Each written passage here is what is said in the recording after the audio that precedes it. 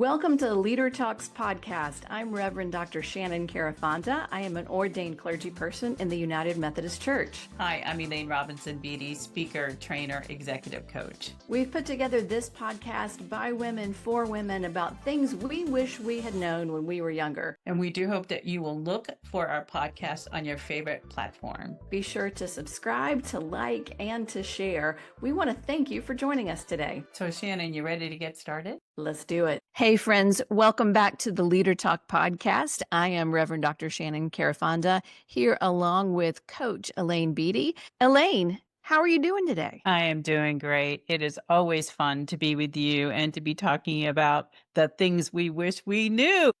Yes. Okay, so here's the topic for today. I wish people would have spoken more about the scary parts of leadership. Things that make you not want to take the job? Yeah, because you think sometimes, well, if it's scary, maybe you start to question your worth. Well, maybe I'm not supposed to be leading. Maybe I'm not supposed to be doing this, or that the scary stuff only happens to you and maybe not to other people. Yes. So I want to talk about a few of those today. And the first one is a big one, imposter syndrome. Yes. Oh my gosh. And I don't know about you, but this hit me. I want to say I've always had imposter syndrome, like my whole life. It hit me during COVID. I'm going from being a pastor that is on the platform sometimes to being a pastor who is recording things a lot. And I didn't really know how to do that. I didn't realize that it takes multiple takes for some people. I mean, I am definitely not a one-take wonder. I love good editing because I had a hard time with it. And I was part of this writing group during COVID, which was really fun. It was an online group, people from all over the world. And I had a little small cohort that we would write every day. We would read each other's writings and comment. We would meet virtually once a week. It was great. And the person who was leading, it was Seth Godin who was leading the workshop. Oh, nice. He had a week where he talked about imposter syndrome. And he said, of course you have imposter syndrome. Everyone has imposter syndrome. Yes. There has never been a time in the history of the world where we're dealing with what we're dealing with now in a way that we're dealing with it. Sure, we've had disasters, pandemics before, but never in the same way where everybody's got a microphone and everybody's online and everyone's complaining or blaming or all of the things that are going on. You are an imposter. So deal with it. And it was that simple that when he said it, I was like, he's right. How fascinating. Deal with it. With it. Like everybody's an imposter. Yeah. And then I started to sort of do a spiritual dive into that. So imposter, the word, means that you are imposing something upon yourself. I don't feel like I'm worthy. I don't feel like I am supposed to be here. So I'm imposing myself somewhere else. And in the church, we do something on Ash Wednesday where we do the imposition of ashes. We take ashes, we put it on one of my favorite days of the year, by the way. Yes. Yes. And I was thinking, Jesus was an imposter. Not in the negative sense that we think about imposter, but he's a divine being embodied on earth. And when we impose the ashes on our forehead, we are being more like Christ. We are imposing for 40 days the sacrifice and the self-reflection and the wandering through the wilderness and the desert that Jesus did. So for me, yes, do I still have imposter syndrome? Yes. Do I still sometimes think, I don't know what I'm doing? I can't believe I'm doing this. Why am I doing a podcast? I don't have a studio. I'm not a professional podcaster. Why? Yes, all of those things happen in my head, but they happen to everyone, at least in some area of their life. We are all imposters, and that's okay. And Shannon, I have to agree with you. In March, I held a virtual summit for women in leadership, and that was one of the topics we talked about. And as we were gathering, as the speakers were gathering, and we were sharing our topics, it was absolutely one where everyone just lifted their hand and said, "Yes, me too." Yeah, it's just like you say, those Me Too moments. It's one of those Me Too moments. Yeah, and If you read the comments, you will feel even more like an imposter. So, because of being more of having more of an online presence from COVID on, I have a little bit more of a presence on TikTok. I'll take some sermon clips from Sunday morning and I'll post them on TikTok. I get more comments about being a female pastor on TikTok than anywhere Wow. else. Oh, wow. And I read them. It's one comment out of 1,000 people that have watched the video. And it just hits me like, I understand why people believe that. I don't really understand it. I understand how they got there. I wish we could get past that. I have to remind myself when I read those comments, I was called by God. I am doing what I am supposed to be doing. And that I'm worthy because of God. That period, end of sentence. Because otherwise you can go kind of down a deep dark hole if you spend too much time thinking about that. Absolutely. A friend of mine said to me, "What you think of me is none of my business." And I don't know who said that, but I love that. Oh, I I like that love too. that. Yeah. What you think of me is none of my business. And I think that's just part of a mindset that we have to hold on to. Because everybody has an opinion, right? They Everybody do. has an opinion, and we just leave it right there. We have to do, as you say, what we're called, what we're passionate about, and just keep moving forward. So get better at it. We're never talked about the whole perfectionist thing. I think we talked about that maybe in Yeah, season one. I'm a recovering Mhm. perfectionist. All right. So, next thing, scary parts of leadership, conflict. That is absolutely the number one topic that all of my people in my management training program, that is the number one topic. And do they want to know how to not have conflict? Yes. Yes. And you always say you always will have conflict. It's 2 people. We're 2 Right. people. The moment you get somebody in fact, we have conflict with ourselves, never alone somebody else, right? So, yeah, conflict exists, and actually was another pastor who shared this with me, and I've been using that. The word conflict, as you know, in Greek is what? Compliglia, or something like that? Yeah. It's Yeah. like the root of like confound, confused. Yeah. Yeah. Exactly. So she described it as 2 things striking together. Mhm. And so we just have to figure out, like, how do we move into it? Now, Yeah. you take it. Well, I would say, using that same sort of analogy, how do you take the two things hitting together and create a spark that Mhm. is then life-giving, but not doesn't burn the house down? And that's Exactly. kind of what you're looking for. You want to use the conflict to make things better, not to engulf into this disastrous fire that happens. Absolutely. So it's And really not not if it if. happens, but when. Exactly. And someone gave me a great tool on how to handle address not even addressing conflict, but how do you enter into a conversation where you think conflict might happen because you're building it up in your head. And it's called SBI, situation behavior impact, Yes, yes. which was so helpful to me. You can use these for good things or you can use these for constructive criticism. So first of all, Elaine, when you told me last week that blue wasn't my color, it made me feel ugly. It made me feel that all of the, aesthetic things about me maybe were hindering my performance.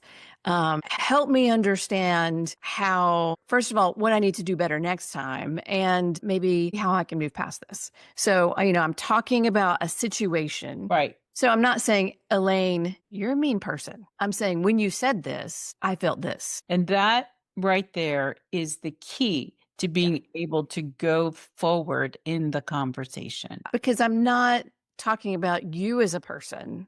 I'm talking about me. Normally we want to focus on others and as leadership we're helping people, we're being part of servant leadership. But in this situation it's like, okay, I have a problem and I need to resolve it so that we can move past the conflict. So, situation, behavior, and then it's like, what is the impact of this? Like, help me do better. Help me. Like, I'm just asking for help. Help me to be a little less insecure. Help me to, like, maybe there's a way that I should hear things differently when we're in these conversations. Maybe I need you to not use this one word. Like, maybe that word is a trigger for me because of Absolutely. something that happened in my past. And you never get to that point where you can, as a team or as, partners in business, on a, in your corporate jobs, in your ministry, if there's something like that that has caused tension in the past, it's always going to hang in the balance until you can address it and move past. So, not addressing something because you think there's going to be conflict actually creates a worse situation and a worse problem.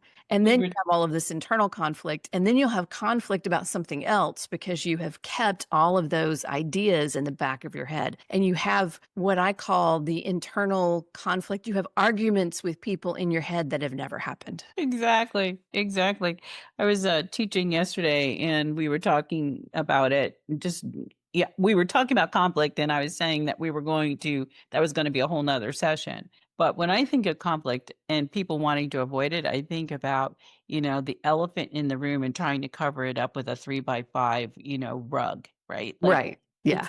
it's there. It's And there. we're going to have to address it. And I don't like conflict just like most people, but the fact is that I just think if I don't address it right now, it's Yeah. just going to get bigger and worse. And Yeah. so let's just get rid of it, right? Let's just go right through it. Right. I saw a video one time about a guy who was, at the dog park with his dog. The dog did something he didn't like, and he raised his voice a little bit and like pointed down, and he was just very direct and, had that tone in his voice. And another dog owner kind of like flinched a little bit. And he said, "I'm not being mean, I'm being clear." And I think Mhm. that when we always think we're going to be mean if we address something, but oftentimes we're really just being clear, and clarity is not the same thing as conflict. No, it is not. No, it is not. And that is a great point. And I really hope you all who are listening, really hope you take that in because there is a big difference. And so if we're seeking clarity, if our objective, and I think this is the thing, we need to be clear about why we want to address the conflict. Yeah, Right? Like what, what's behind that? And for me, it's always about clarity and getting through the situation so that we can move forward. Right. right, right. If you wanna just, fight and argue, then, we're not gonna see a good end to that. Another way I've heard conflict described as storming, right? You know the whole right? Norming, storming.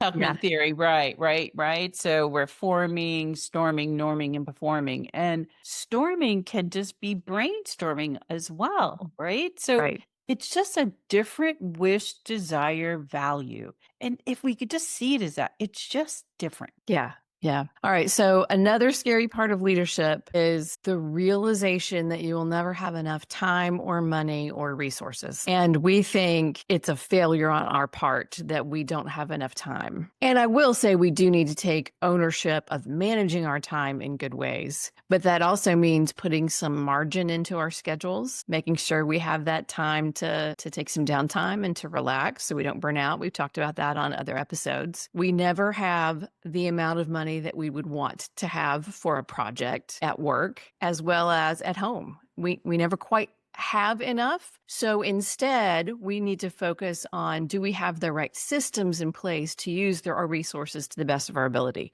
So for time, are we using the right type of calendar or the right system to make sure our calendar and our time is managed the best way it could be? Are we using the right type of skills to save, to invest, to move forward with our money? And do we have the right professional people around us for that? And then other people. We never have, a big enough team to do all of the things we want. So, what are we able to use our time management with the team and use their giftings to the best of their abilities to really maximize what we're doing together? There's always going to be something we need to leave on the table that won't get done because we just don't have the right person yet. And I think yet is a big qualifier in all of these, in time and money and people. We don't have the right money for that yet. We don't have the right people yet. We don't We don't have enough time yet, but maybe in the future we will. And that's where I think our hope lies. Shannon, you say that there are a couple of points that I was thinking about. One is I think as we consider do we have enough, it's a matter of mindset, right? Right. You and I talk about growth It's mindset all the growth time. mindset and scarcity mindset. Yeah. Exactly. And so where do we stand? Where do we stand? It's also, I think, being realistic. I find that oftentimes people are not realistic, like they're not literally seeing what's in front of them. One is realizing we have a capacity. There Right. are only 24 hours in a day. There will never be more than 24 hours in a day, Yeah. right?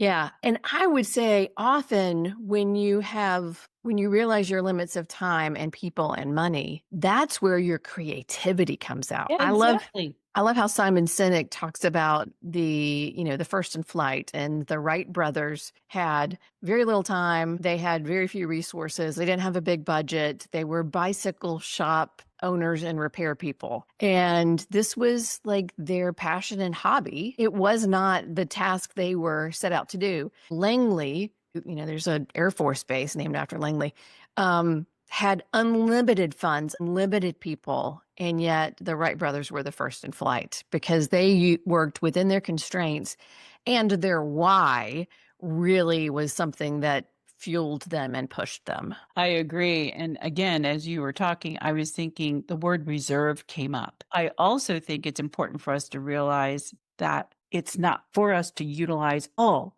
of what we have, right? We need to hold back some so that we have some reserve so we're not washed out. Right, right. Good point. All right, the last thing I have, we could probably talk about this for forever, but Oh, yeah, I love this topic. this is the last one. No one tells you about loneliness. Leadership loneliness? Oh, Yeah. can we just talk about the number one issue for leaders that Yeah, and it's, coach them? it's really an issue for everyone, I think, in America right now. I would guess in other cultures as well, is that we're in this, epidemic of loneliness where we're connected to more people in the world, and yet our deep connections aren't quite there, especially when we get to certain levels of leadership. We get to a point where we're now the people that are, you know, we're making the decisions. We're the ones that are held accountable for the decisions that are made for the team. And that means that now there is a little bit of a boundary between you and the people on your team, which means you can't be the same level of friendship that you were. And I would say that's okay. That's okay. But you need to be mindful that you have friends apart from your job, and they are important because they keep you grounded. They help you to disconnect. They give you a bit of time to kind of relax and restore where you're not constantly thinking about, what's next, what's next, what's next. But your friends are important. And in order to have the type of friend that you would want to have in your life, you need to be the type of friend that you want to have in your life. And you have to make time for that. So that comes back to the other part is the time management and scheduling. You have to make sure that every so often you are with friends. Friends and family are so significant. And again, I think it's a matter of values as well, right? Like, what do we value? What's most important? And then aligning ourselves with that. Yeah. Yeah. Awesome. All right. Well, hey guys, thank you so much for listening. I hope that you'll subscribe, you'll share. This has been a great conversation, Elaine. I appreciate you so much. And again, we hope that our words hit home for those of you who are in leadership. We want to serve as mentors, as sisters, as women in leadership who are supporting other women in leadership and sharing those things that we wish we knew. Awesome. Thank you so much, Elaine. Bye, everybody. Bye.